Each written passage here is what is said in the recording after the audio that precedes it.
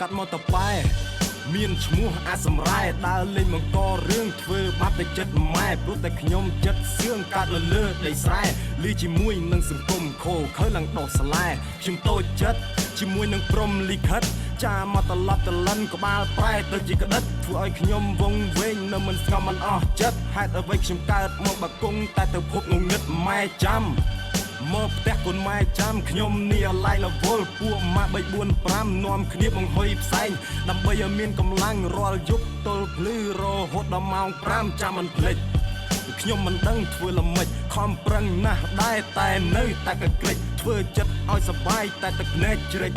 កែខ្លួនបានសម្រេចគេមិនជឿគេថាល្បិចអ្នកខ្លះគេសើចគេថាខ្ញុំអាយុខើចវាមិនដែលម៉ែអ្នកណាខ្លាំងដល់មកលឹងឡើយគេថាខ្ញុំប៉ិនបោកខ្ញុំប៉ិនចាក់បដោយអ្នកមិនស្គាល់ជីវិតខ្ញុំមិនយល់អារម្មណ៍ខ្ញុំឡើយតែវាជារឿងធម្មតាសង្គមឆ្កែនឹងឆ្មាកាត់មកមានគ្រោះថ្នាក់យមរាជបានចាខ្ញុំក៏មិនចង់ដែរតែបិសាចអូក្បាលធ្វើឲ្យខ្ញុំឆ្លុះពង្វេងនឹងភពងងឹតតណ្ហាឋានរੂ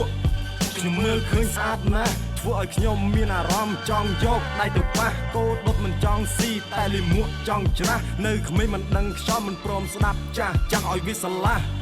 អានឹងហើយក្បាលរឹងឥឡូវនេះដឹងត្រឹងមិនក៏ឈប់ឈួតអញ្ចឹងមិនខ្លាំងទៀតទៅដើម្បីឲ្យគេបានដឹងមិនអស់លះហើយអីហ่าអាក្បាលលឹងខ្ញុំឈួតអញ្ចឹងខ្ញុំជេរខ្លួនឯងគេមើលពីចម្ងាយគេថាខ្ញុំសំដែងតែក្នុងចិត្តខ្ញុំគេមើលមិនឃើញជាក់ស្ដែងបើមិនទាន់ស្គាល់ច្បាស់មិននិយាយមិនខ្លាចក្រែងជ្រេញចោះ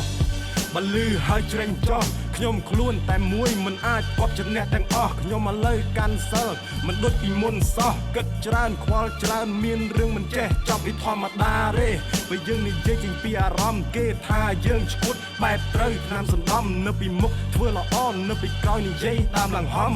នៅពីមុខគេមិនហ៊ាននិយាយចំខ្លាចអីខ្ញុំនេះពិសាចអីកុំឲ្យតែជ្រុលជ្រោះបើកវែកពីសំដីខ្លាចទប់អារម្មណ៍មិនបានខ្ញុំនឹងត្រឡប់ទៅរកភាពដើមវិញមិនខានត្រូវតែចេះគិតកុំឲ្យដូចពីមុនខ្ញុំមិនចង់ស្ដាយក្រោយដោយសារម៉ែឈឺធ្ងន់រាល់ថ្ងៃដើម្បីកូនគ្មានអ្វីក្រៅពីបន់ស្រន់ពាន់ហន់កុំឲ្យមានទុកជាទម្ងន់អ្នកចង់គិតអ្វីក៏បានថាខ្ញុំឈួតក៏បានមើលខ្លួនឲ្យតែល្អកុំឲ្យខូចប្រានល្មមចេះគិតប្រយ័ត្នរលួយខួរក្បាលកំបិតចិត្តដងឯងជាក់ជាមិនខានកែខ្លួនខ្ញុំរៀងហើយពេលនេះសំកែខ្លួនសរសេរពាក្យឈឺចាប់ជាមួយនឹងពាក្យជួនបើមិនចង់ស្ដាប់ខ្ញុំក៏មិនចាប់អ្នកអង្រួន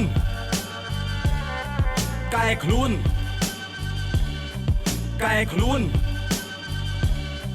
ត្រូវតែហ៊ាននិយាយថាកែខ្លួន